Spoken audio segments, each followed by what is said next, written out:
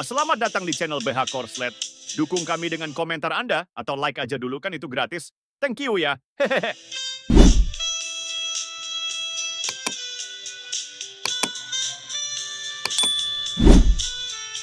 Bab 406, Alice tampak seolah-olah tidak mendengar gosip dan rumor tersebut, tetapi Mary memperhatikan bahwa pegangannya pada garpunya semakin erat.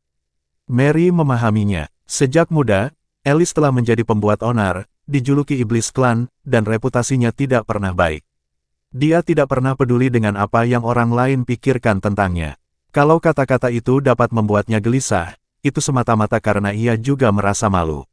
Senyum pahit tiba-tiba tersungging di sudut bibir Mary. Dia mengepalkan tangannya erat-erat dan tiba-tiba melihat ke arah meja ketiga, berkata dengan suara dingin, "Apakah makanan yang disiapkan keluarga Olsen untuk menghibur kalian semua tidak sesuai dengan seleramu?" Orang-orang di meja ketiga yang berbisik-bisik satu sama lain langsung menutup mulut mereka, menatapnya dengan ketakutan. Mary terus menatap mereka. "Jika kalian tidak suka, kalian boleh memilih untuk tidak makan, atau kalian boleh pergi. Pintunya ada di sana. Aku tidak akan mengantar kalian keluar." Beberapa wanita tiba-tiba saling berpandangan, merasa bingung. Victoria langsung berkata, "Mary, ada apa? Apa terjadi sesuatu? Wanita-wanita ini adalah saudara dari keluarga kita, meskipun hubungan mereka jauh, tapi bagaimanapun juga, kita memiliki nama keluarga Olsen yang sama." Mary langsung menatapnya. "Apa kau tuli? Mereka hanya menjelek-jelekkanku di sana. Apa kau tidak mendengarnya? Apakah ini caramu melindungi reputasi keluarga Olsen?"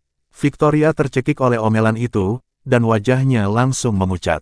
Dia mengepalkan tangannya dengan kesal, lalu menatap Alice dan berkata pelan, "Alice, apakah aku membuat Mary marah? Aku benar-benar tidak bermaksud begitu." Alice perlahan mengangkat kepalanya. Tatapan mata yang biasanya memerintah dan merendahkan kini menunjukkan kedalaman yang tidak biasa. Dia berkata perlahan, "Jadi, kamu tuli." Victoria terkejut. Alice kemudian berbalik dengan dingin ke arah meja ketiga. "Karena istriku telah mengeluarkan perintah pengusiran, kami tidak akan menahanmu." Dia berkata dengan sengaja dan metodis, tetapi setelah kata-kata itu, dia tiba-tiba meninggikan suaranya. "Mengapa kamu tidak pergi?" Para wanita di meja ketiga melonjak ketakutan, menggigil sekujur tubuh. Gadis yang berhubungan baik dengan Victoria sebenarnya adalah saudara jauh dari keluarga Olsen. Kepala keluarga mereka saat ini adalah bawahan kepercayaan Paman Olsen, jadi mereka memiliki status tertentu dalam keluarga Olsen. Itulah sebabnya keluarga mereka dapat duduk di meja ketiga di jamuan makan Olsen. Di bawah tatapan Alice, wanita muda itu dengan malu berdiri dan berkata, "Sepupu Alice, aku hanya bercanda, ayah, aku benar-benar tidak mengatakan apapun." Kata-kata terakhirnya diucapkan di meja utama. Orang yang diajaknya bicara tadi hanya bercanda dengan Paman Olsen. Namanya Joseph Olsen. Dia berasal dari cabang keluarga Olsen. Namun, dengan melayani Paman Olsen dan membantu Olsen Group mencapai tingkat yang lebih tinggi, dia sekarang memegang posisi penting dalam keluarga Olsen. Mendengar ini, dia tidak dapat menahan diri untuk tidak melihat ke arah Paman Olsen dan memohon, "Baiklah, Tuan Olsen, putriku telah mengatakan sesuatu yang tidak masuk akal. Aku akan memberinya pelajaran saat kita kembali ke rumah. Dia tidak punya niat buruk, dia hanya kurang hati-hati." Paman Olsen mendengar ini dan tidak mengatakan apa-apa. Duduk di sampingnya, Keira berkata dengan acuh tak acuh, "Benarkah? Sepertinya putrimu mengejekku beberapa saat yang lalu." "Ya, benar. Dia juga memanggilku anak haram, menanyakan apakah aku dari cabang pertama atau kedua." Kata-kata ini membuat wajah Paman Olsen langsung menjadi gelap. Wajah Joseph juga memucat. Setelah mengikuti Paman Olsen selama bertahun-tahun, dia tentu saja mengerti di mana letak batasan Paman Olsen. Pria itu sangat membela dirinya sendiri. Alice adalah juniornya dan Joseph dekat dengan Paman Olsen, karena itu putrinya sendiri juga dianggap junior Paman Olsen. Paman Olsen biasanya tidak akan ikut campur dalam pertengkaran verbal seperti itu. Lagi pula, mereka semua masih muda. Namun, jika putrinya mengejek putri kandung Paman Olsen, Joseph tak kuasa menahan diri untuk menyeka butiran keringat dari dahinya, merasa seolah ada duri di punggungnya. Ia menelan ludah dengan gugup. Paman Olsen menoleh ke arahnya. "Aku butuh penjelasanmu." Joseph segera berdiri dan tanpa ragu-ragu, berlari menghampiri putrinya, lalu menamparkan wajahnya. Plak, Tamparan keras itu mendarat di wajah gadis itu, tidak hanya berdampak padanya tetapi juga membuat semua orang yang hadir mengerti betapa pentingnya putrinya bagi Paman Olsen. Setelah menamparnya, Joseph diam-diam melirik Paman Olsen dan, melihat matanya yang tanpa ekspresi masih terfokus pada makanannya, jelaslah bahwa Paman Olsen tidak puas. Joseph segera mengangkat tangannya lagi dan menamparkan putrinya dengan keras lagi. Kedua pipi gadis itu membengkak. Dia menangis terseduh-seduh dan menatap ayahnya. "Ayah, mengapa ayah tidak mau membelaku? Mengapa ayah membantu mereka?" Plak, plak. Joseph, tanpa perlu persetujuan Paman Olsen kali ini, menamparkan wajahnya lagi dengan keras. Dia dimanjakan sampai tak terkendali. Dia menunjuknya dengan marah dan memarahi, "Mengapa kamu terlibat dalam obrolan kosong itu? Mengapa kamu bergosip tentang Nona Olsen? Kamu sangat bodoh." Dia bergerak maju dan menendangnya. Putrinya ditendang ke tanah, kesakitan hingga ia tidak bisa berdiri. Seluruh ruang perjamuan tiba-tiba menjadi sunyi, dan semua orang memperhatikan mereka dengan tak percaya. Tak seorang pun mengatakan apapun, namun pada saat yang sama, semua orang mengerti bahwa Paman Olsen sedang menegakkan otoritas atas putrinya. Selama keheningan, sang putri yang tergeletak di tanah sudah dipenuhi amarah. Karena berani mengejek Keira, dia pasti memiliki kepribadian yang sombong dan mendominasi. Sekarang marah, dia memaki-maki. "Ayah, apa yang ayah lakukan? Jika ayah ingin menjadi anjing Paman Olsen, apakah ayah juga ingin menjadi anjing pangkuan anak haram itu? Aku katakan padamu, dia tidak pantas." Dia menangis sambil menatap Keira. Wanita itu sudah menikah sekali dan bahkan punya anak. Nanti, saat suaminya meninggalkannya, apa gunanya dia kembali ke keluarga Olsen? Dia tidak lebih dari sekadar objek cantik dan kepala kosong. Wanita bekas dengan anak seperti dia tidak akan pernah menemukan keluarga terhormat di masa depan. Apa pentingnya kalau dia putri kandung Paman Olsen? Hampir saat kata-kata itu terucap, kepala pelayan keluarga Olsen tiba-tiba bergegas masuk. "Paman Olsen, keluarga Horton telah mengirim seseorang untuk melamar." Bab 407. Keluarga Olsen dan Horton akan menikah. Kabar itu telah diumumkan ke publik sejak lama. Ini bermula beberapa tahun lalu ketika semua orang mengira Christina akan menikah dengan keluarga Horton, namun sayangnya keluarga Horton tidak setuju, dan masalah itu pun sia-sia. Belakangan, terdengar bahwa Louis telah menikah lagi, jadi harapan untuk pernikahan itu pun makin menipis. Namun tak seorang pun menyangka istri muda Louis meninggal dunia begitu cepat dan tiba-tiba saja, posisi istrinya kosong lagi. Keluarga Olsen mengemukakan aliansi perkawinan sekali lagi, dan secara mengejutkan, keluarga Horton menerimanya. Padahal, rencana ini sudah lama menjadi pergunjingan di Clans, dan sejauh ini, tidak ada satupun keluarga yang mengonfirmasi apapun kepada publik. Mengapa keluarga Horton tiba-tiba datang untuk menyampaikan hadiah pertunangan hari ini? Sementara semua orang sibuk bergosip, Joseph menarik putrinya ke samping untuk memberi jalan bagi kepala pelayan. Paman Olsen mengangkat alisnya, melihat ke arah Keira. Keira juga tampak terkejut dan menoleh ke kepala pelayan dengan bingung. Wajah kepala pelayan itu berseri-seri karena gembira saat ia melangkah masuk dengan cepat. "Saya melihat mereka membawa banyak hadiah, dan mereka sedang menurunkannya dari mobil. Seseorang memberitahu saya, mengatakan itu semua adalah hadiah pertunangan dari keluarga Horton, dan menyuruh saya untuk memberitahu Anda terlebih dahulu." Paman Olsen tertawa terbahak-bahak. "Bagus, bocah nakal itu akhirnya sadar. Hari ini memang hari yang membahagiakan." Kepala pelayan itu pun tertawa. "Benar-benar hari yang membahagiakan." Mendengar hal ini, Alice secara naluriah mengalihkan pandangannya ke sepupunya yang baru saja diakuinya, Kira. Dia tahu betul bahwa Louis telah menginap di tempat Kira. Apakah ini tindakan untuk menjadikan Kira sebagai istrinya? Tiba-tiba dia merasa sedikit tidak nyaman. Seindah Kira saat ini, kenangan akan mendiang sepupunya, Keira, juga sama mengharukannya. Dahulu kala, Louis sangat mencintai Keira dan bersedia menyinggung Paman Olsen demi dia. Dan sekarang, itu tidak lebih dari sekadar menemukan pengganti. Dia menundukkan kepalanya, tiba-tiba mengambil segelas anggur, menyesapnya, lalu berbalik menatap Mary, hanya untuk melihatnya sedikit mengernyit, tatapannya beralih ke Victoria. Alice kemudian menatap Victoria dan melihat wajahnya memerah karena malu. Matanya berbinar, namun dia menunduk. Orang-orang di dekatnya langsung mengalihkan perhatian mereka kepadanya dan menggodanya. Nona Victoria, saya dengar Tuan Horton cukup menarik, Anda sungguh beruntung. Ya, benar sekali. Pernikahan ini sungguh luar biasa. Kamu dan Tuan Horton benar-benar pasangan yang cocok, dan suara mereka melemah saat mereka tiba-tiba melihat ke arah Alice, dan mereka masing-masing merendahkan suara mereka, takut didengar olehnya.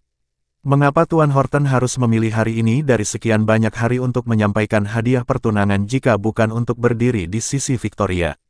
Kau tahu, aku tidak menyadarinya, tetapi sekarang setelah kau menyebutkannya, kurasa kau benar. Kalau tidak perlu melakukan gerakan besar seperti itu untuk memberikan hadiah pertunangan. Dari apa yang dikatakan kepala pelayan, ada banyak sekali hadiah pertunangan, dan mereka masih saja membagikannya. Kira-kira butuh waktu berapa lama? Nona Victoria, apakah Anda pernah bertemu dengan Ten Horton? Seperti apa penampilannya? Dikelilingi semua orang, Victoria menunduk malu-malu, sikapnya semakin malu-malu. Aku belum pernah bertemu dengannya, tetapi keluargaku memang pernah menghubunginya. Dia melirik Keira tanpa sengaja, senyum puas tersungging di sudut bibirnya. Apa pentingnya perlakuan saudara-saudaranya terhadapnya sekarang? Bahkan dengan semua hadiah yang mereka kirimkan, itu hanyalah setetes air di lautan bagi keluarga Olsen, tetapi jika dia menikah dengan Louis, keluarga Horton akan menjadi miliknya. Konon, nilai aset keluarga Horton dan Olsen tidak jauh berbeda. Keduanya merupakan keluarga pedagang paling terkenal di kota Oceanion, kota terkaya di Krera. Keluarga Horton tentu tidak kalah hebat dari keluarga Olsen, bahkan mungkin lebih hebat. Joseph kemudian menghela napas lega. Dengan kejadian ini yang mengalihkan perhatian semua orang, putrinya bisa terhindar dari masalah untuk sementara waktu. Namun, saat pikiran itu terlintas di benaknya, dia mendengar putrinya melangkah maju sambil tertawa keras. Kira, kau lihat, apa pentingnya jika kau adalah putri sah Paman Olsen? Keluarga Horton datang untuk mendukung Victoria. Di antara putri-putri Olsen, Victoria pasti yang paling sukses. Setelah menyelesaikan pidatonya dengan gegabah, dia menatap Paman Olsen dengan provokatif. Paman Olsen, aku bisa mengerti kalau kamu lebih menyukai putrimu sendiri, dan aku bahkan bisa mengerti kenapa kamu menyuruh ayahku memukulku tadi, tapi ada beberapa hal yang perlu dikatakan. Joseph sudah bergegas meraih lengan putrinya. Apa kamu sudah gila? Namun putrinya dengan paksa mendorongnya. Aku tidak marah. Bahkan jika aku tidak berbicara, semua orang tahu betul tentang masa lalu Kira yang kelam. Ayah, jangan mencampuri urusan di sini. Aku hanya harus mengatakannya, atau aku tidak akan merasa lega.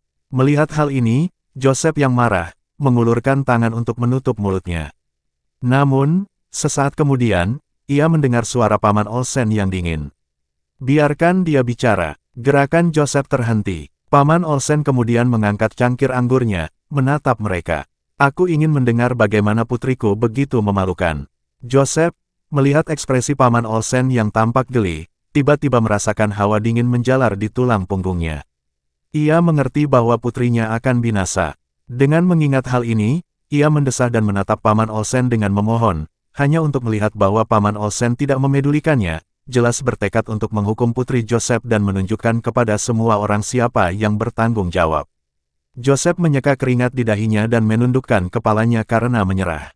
Putrinya, yang tidak menyadari betapa buruknya keadaan, terus mencibir.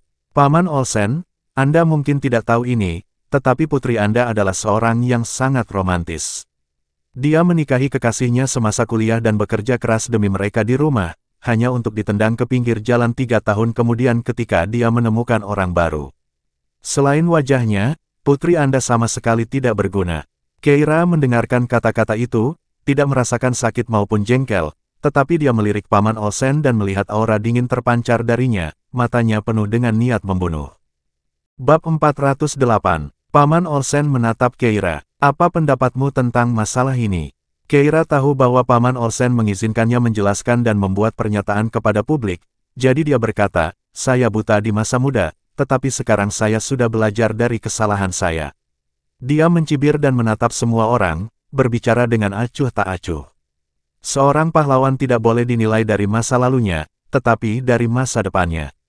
Selain itu, ada pepatah di Krera, anak hilang yang kembali lebih berharga daripada emas. Jika seorang anak hilang bisa kembali, mengapa seorang wanita tidak bisa melakukan hal yang sama? Perkataannya membuat semua orang tercengang sesaat. Setelah sadar kembali dan memikirkannya, tampaknya memang begitulah adanya. Tampaknya Clara selalu sangat toleran terhadap pria, seolah-olah mereka hanya perlu belajar dari kesalahan mereka untuk dipuji. Putri Joseph langsung membalas, wanita terlalu banyak kehilangan dalam pernikahan. Apakah menurutmu hanya dengan mengucapkan beberapa patah kata seperti ini, semua orang akan menghormatimu? Tanyakan saja pada orang-orang di sekitarmu. Siapa di sini yang ingin menikahimu? Mendengar ini, Paman Olsen segera mengamati orang-orang di aula. Kebanyakan tamu hari ini adalah kerabat keluarga Olsen. Perjamuan keluarga Olsen tidak diadakan dalam skala besar, dan anggota dari 4 dari 5 keluarga penting lainnya tidak diundang. Hal ini terutama karena perjamuan tersebut diselenggarakan dengan tergesa-gesa. Itulah juga salah satu alasan mengapa James menganggap acaranya terlalu kecil. Ia percaya bahwa itu hanya sekadar perkenalan dengan bibi mereka. Tetapi keluarga Olsen memiliki banyak saudara melalui pernikahan, dan ada beberapa bujangan yang memenuhi syarat yang hadir. Mendengar pertanyaan itu, beberapa pria langsung menundukkan kepala, tidak ingin menikahi wanita yang sudah bercerai dan punya anak. Terlalu merepotkan, ketika mereka yang berasal dari keluarga kurang mampu mendengar pertanyaan itu, mata mereka sedikit berbinar. Dia adalah putri sah keluarga Olsen. Dilihat dari kasih sayang Paman Olsen dan hadiah yang baru saja diberikan saudara Olsen kepadanya, mereka bisa terbebas dari kekhawatiran jika menikahinya. Oleh karena itu, beberapa orang hampir tidak dapat menahan diri dan hendak berdiri. Namun, saat itu, mereka tiba-tiba merasakan tatapan, 7 tatapan jatuh ke arah mereka. Seorang pria menoleh dan melihat 7 bersaudara Olsen menatapnya dengan ekspresi tegas. Meski mereka tidak berbicara, niat mereka jelas. Putri sah keluarga Olsen tidak bisa menikah dengan seseorang dengan status setinggi dia. Pria itu begitu ketakutan hingga dia langsung membeku. Mereka yang berstatus rendah tidak berani bergerak, dan mereka yang berstatus tinggi tidak mau bergerak. Jadi setelah Putri Joseph selesai berbicara, memang, tidak seorang pun yang maju.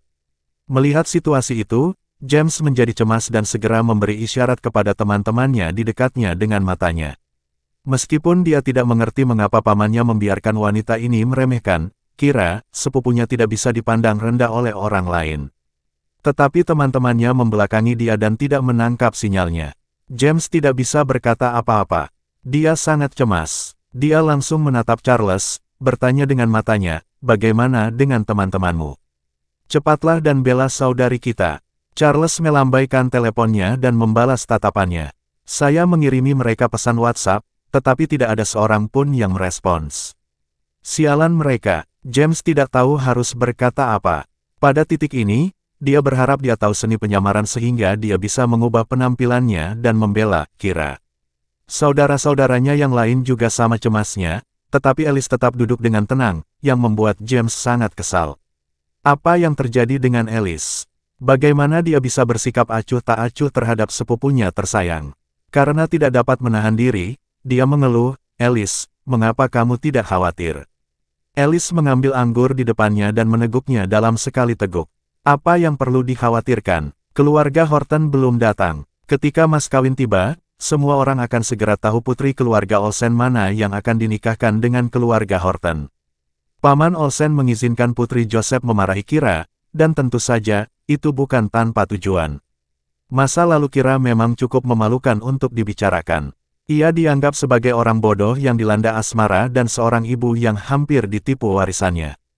Ketika orang-orang di lingkungan ini mendengarnya, mereka tidak akan mengasihaninya tetapi hanya akan menganggapnya bodoh. Masyarakat saat ini tidak sabaran. Bahkan jika ia diberi status sebagai putri Olsen yang sah, ia tidak akan pernah mendapatkan rasa hormat dari semua orang.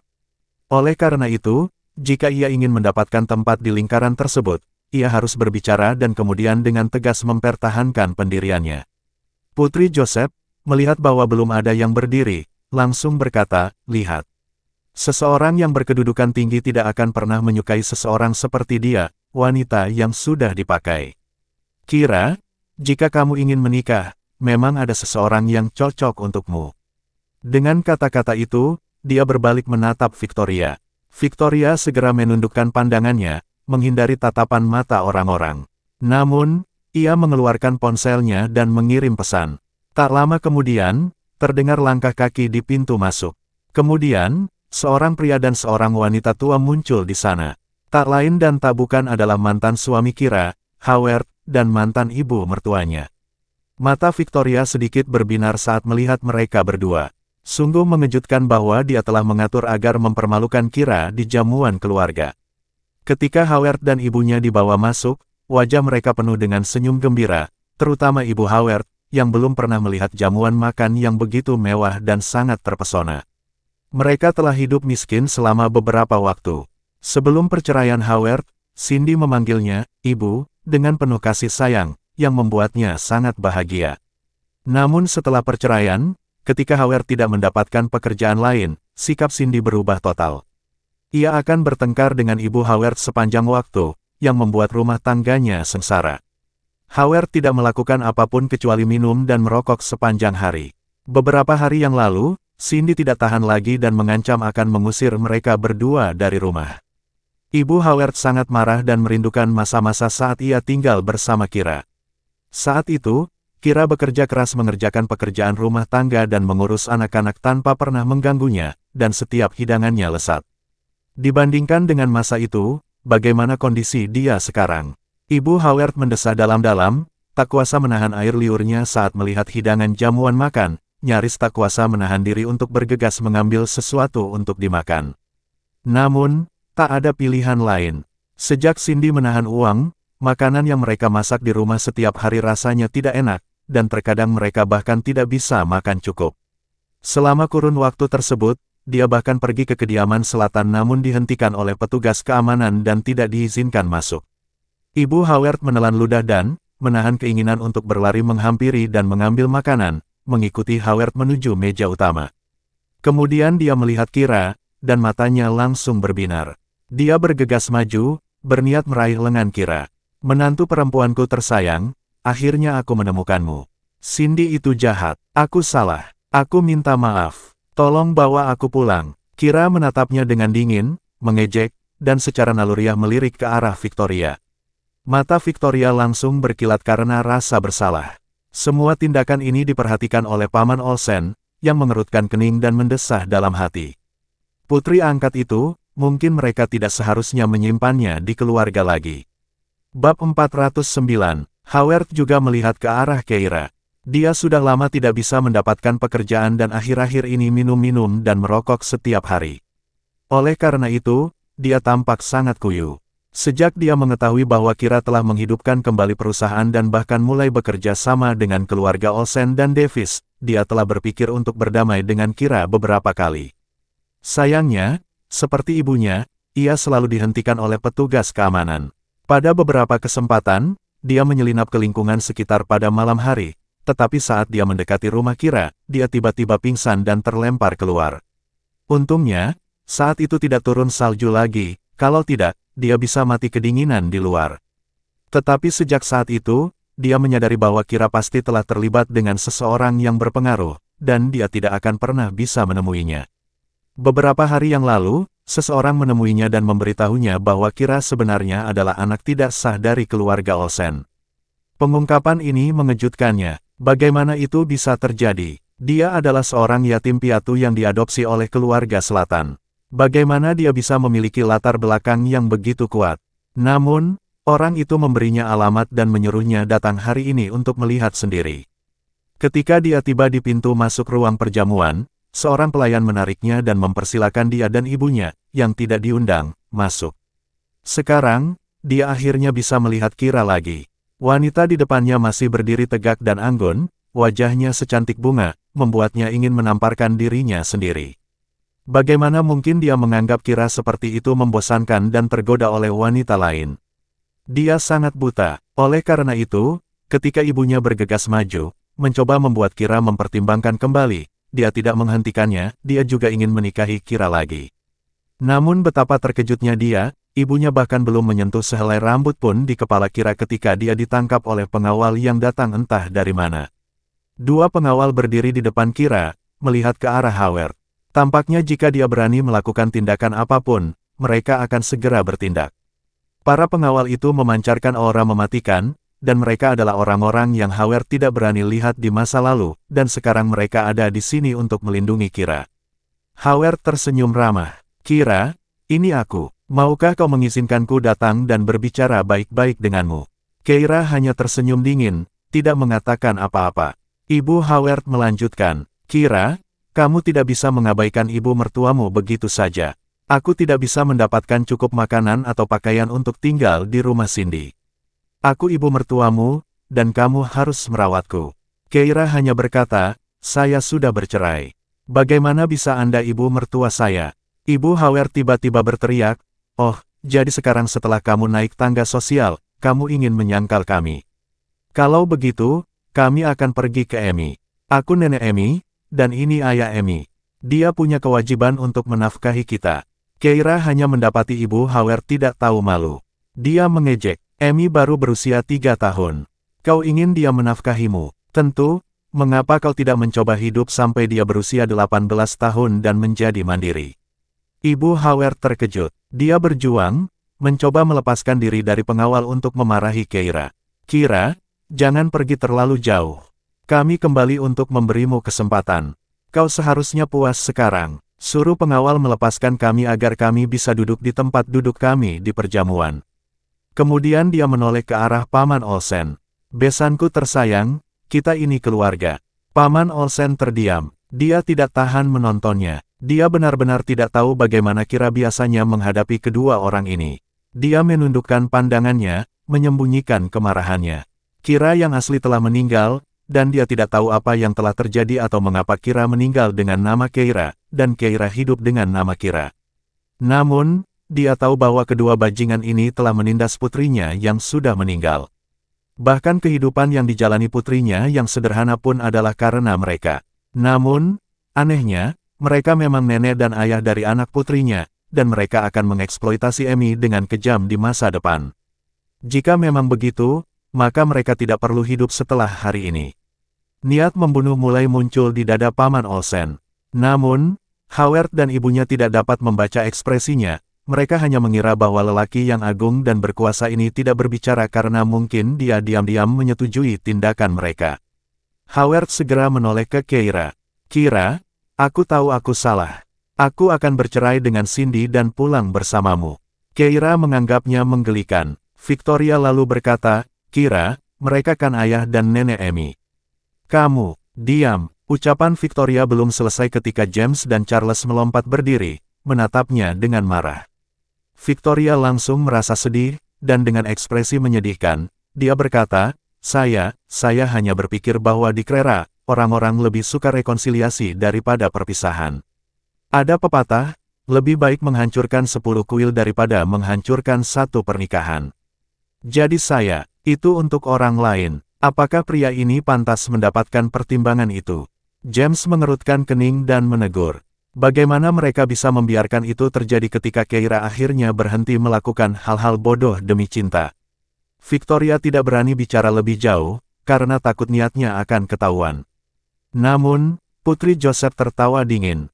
Kira, Howard hanya melakukan kesalahan yang bisa dilakukan pria manapun. Mengapa dia selingkuh? Kamu harus mencari alasan dalam dirimu sendiri. Apakah kamu tidak cukup baik? Apakah itu sebabnya kamu tidak bisa mempertahankan suamimu? Keira tidak mengatakan apapun.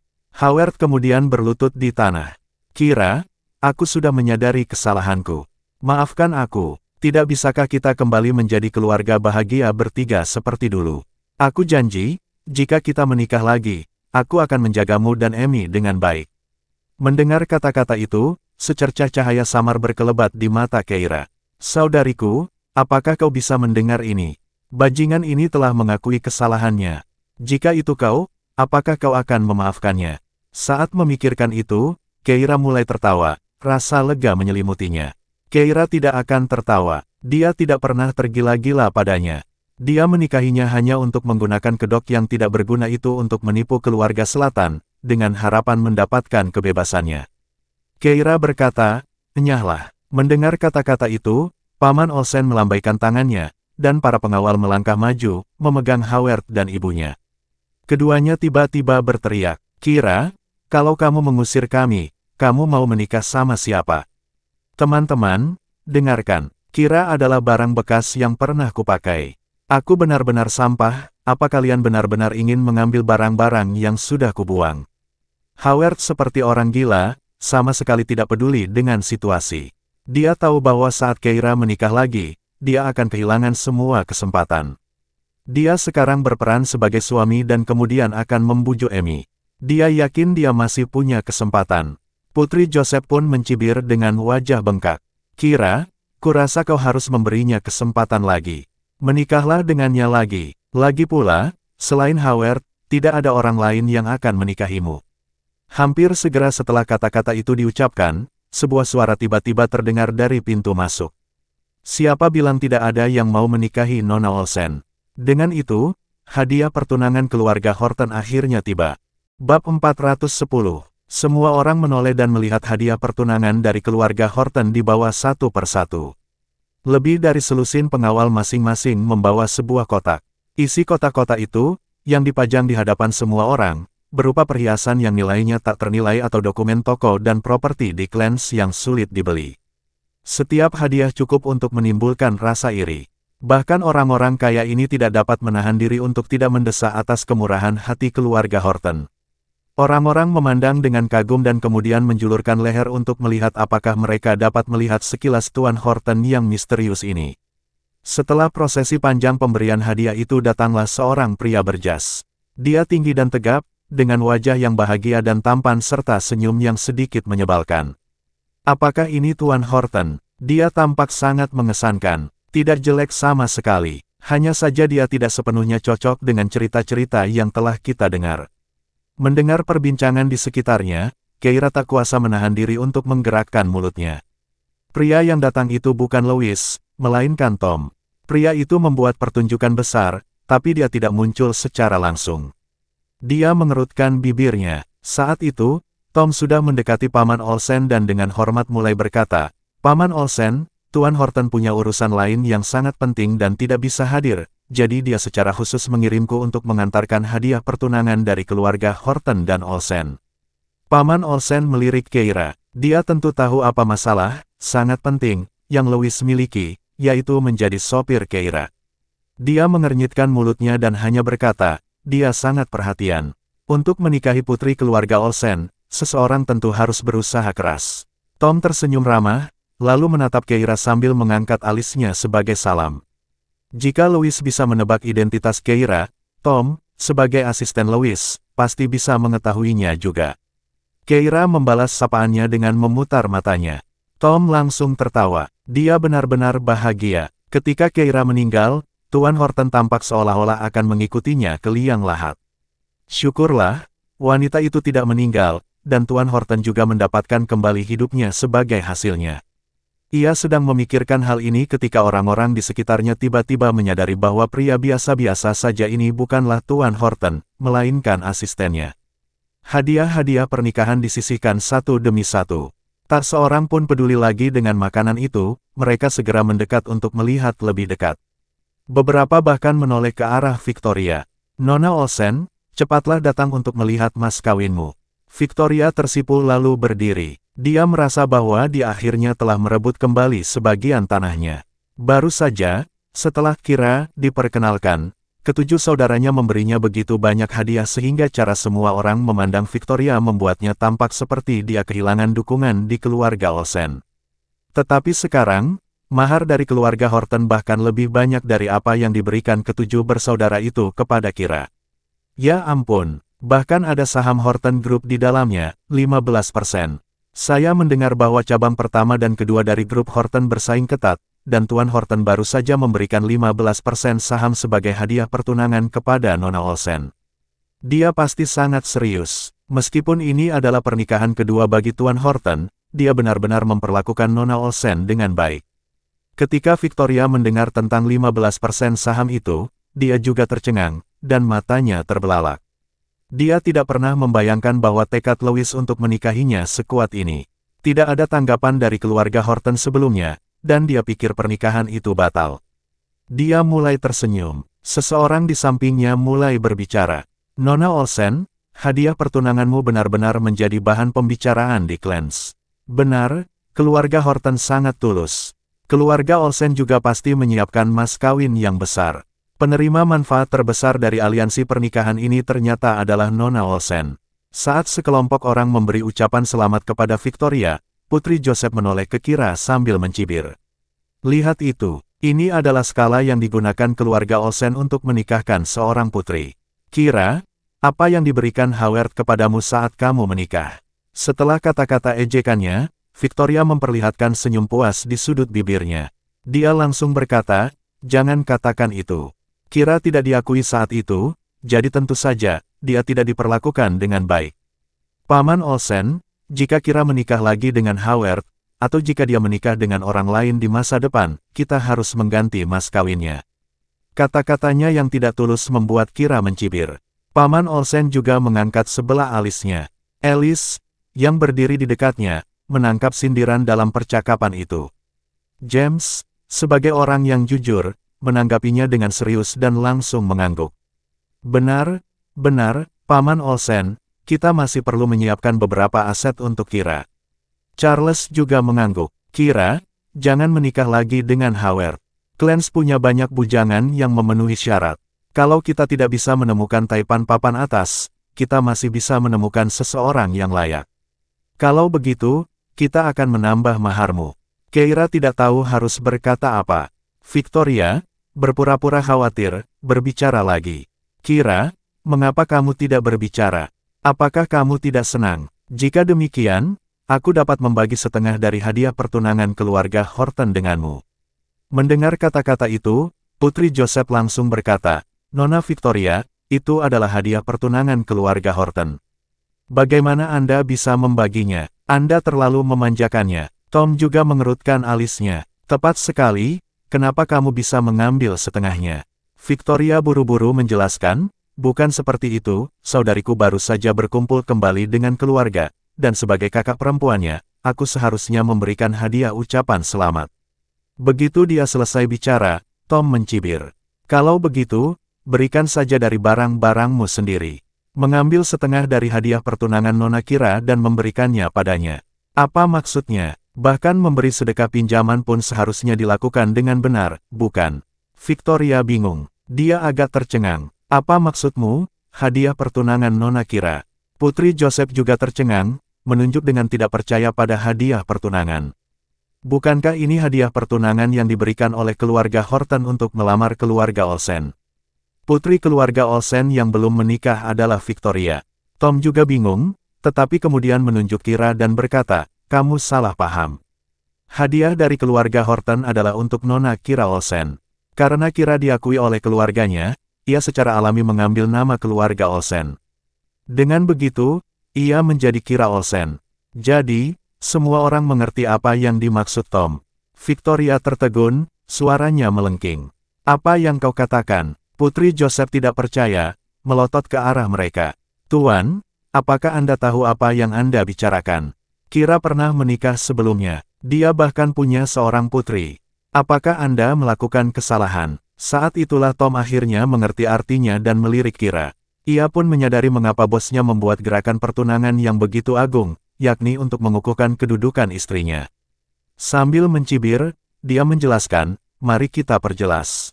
Tuan Horton juga akan menikah lagi, dan dia dan Nona Kira Olsen benar-benar pasangan yang serasi. Hari ini, mengetahui bahwa Nona Kira telah kembali ke keluarganya, kami datang khusus untuk memberikan hadiah pertunangan. Hanya putri kandung Paman Olsen yang layak menjadi istri dari keluarga Horton. Hak apa yang dimiliki putri angkat untuk menikahi Tuan Horton? Bab 411. Suara Tom keras dan jelas, membuat semua orang di ruangan itu membelalakan mata tak percaya. Putri Joseph merasa dia pasti salah dengar.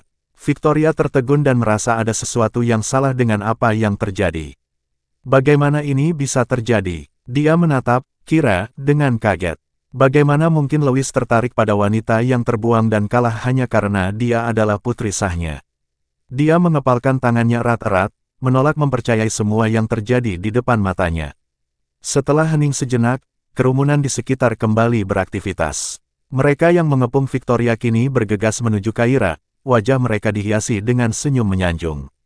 Nona Kira, selamat. Tuan Horton sangat menghargai Anda sehingga ia datang secara khusus untuk melangsungkan pertunangan selama jamuan reuni keluarga Anda. Anda sangat beruntung. Selamat. Bahkan ketujuh bersaudara Olsen tiba-tiba menunjukkan kegembiraan di wajah mereka dan bergegas menghampiri Keira. James menyilangkan tangannya. Wah, Louis itu bahkan tidak datang untuk melangsungkan pertunangannya sendiri. Sungguh tidak tulus. Charles kemudian berkata, tepat sekali.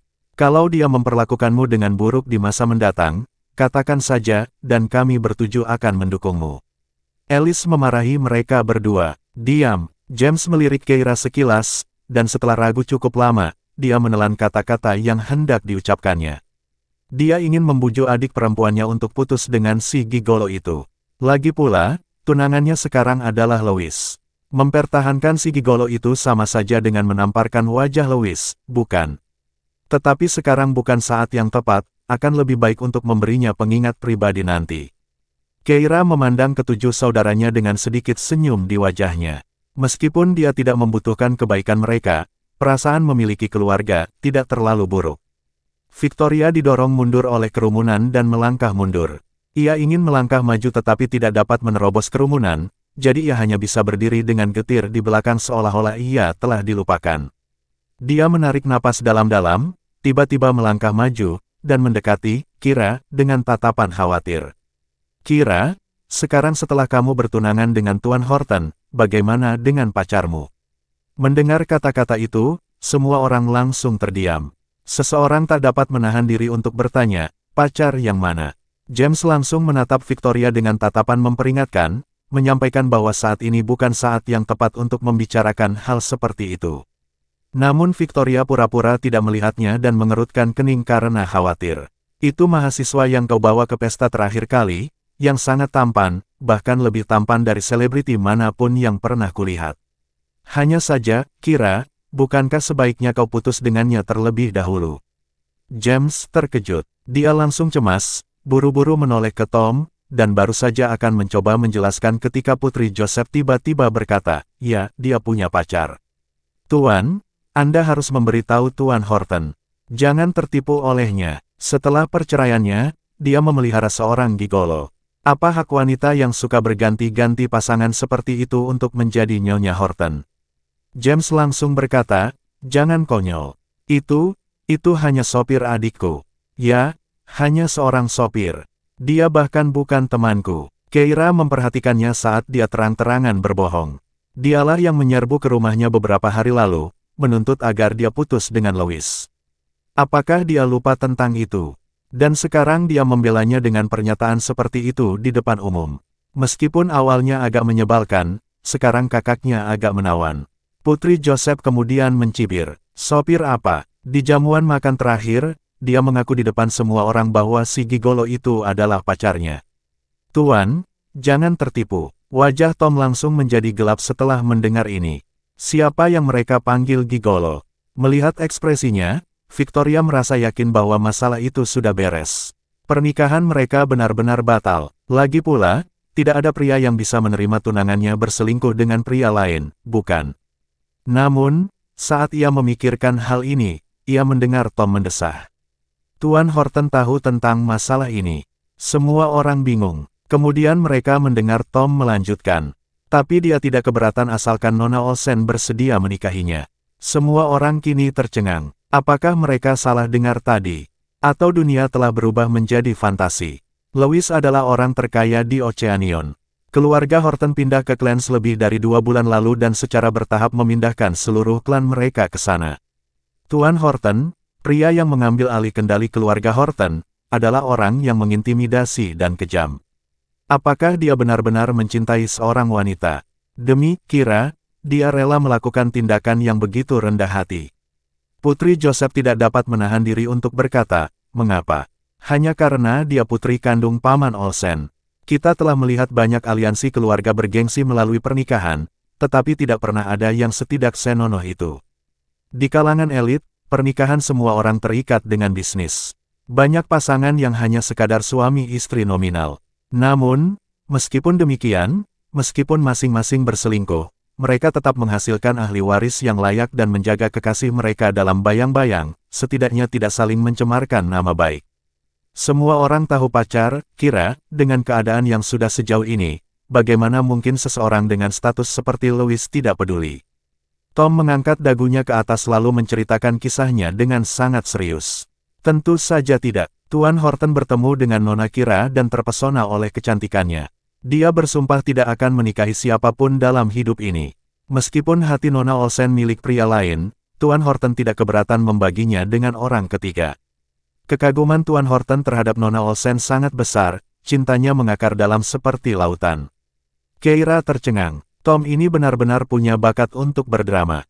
Dia melotot ke arah Tom, membuatnya segera menghentikan sanjungannya, dan dia menyimpulkan, singkatnya, Tuan Horton hanya berbakti kepada Nona Kira. Semua orang terdiam, mereka semua tercengang. Tak seorang pun dapat mempercayainya, merasa yakin bahwa ada yang salah dengan cara mereka datang ke pesta malam itu. James, yang menganggap kata-kata itu sebagai kebenaran, menatap Kira, dan tak dapat menahan diri untuk berkata, adik perempuan kita memang cantik, tapi dia tak mungkin bisa memikat pria sampai sejauh ini, bukan? Charles juga bingung. Jika aku seperti itu, Paman Olsen pasti akan mematahkan kakiku. Hanya Alice yang tidak bisa menahan diri untuk tidak memutar matanya. Louis yang licik itu benar-benar tahu bagaimana memilih asistennya. Namun, kata-kata ini mengangkat status adik perempuannya, dan dia cukup senang. Bahkan mulut Paman Olsen berkedut. Setelah jeda, kerumunan itu mulai berbicara dengan canggung. Tuan Horton sangat romantis. Nona Olsen juga mengesankan, kita benar-benar menyaksikan perjodohan yang sempurna malam ini. Mendengar pujian yang dipaksakan itu, Putri Joseph akhirnya menyadari bahwa dia dalam masalah. Dia melirik Victoria dan segera mulai menyelinap pergi dengan tenang. Tepat saat dia hendak keluar dari ruang perjamuan, sebuah suara dingin tiba-tiba bertanya, menurutmu kemana kamu akan bisa pergi? Bersambung ke bab selanjutnya.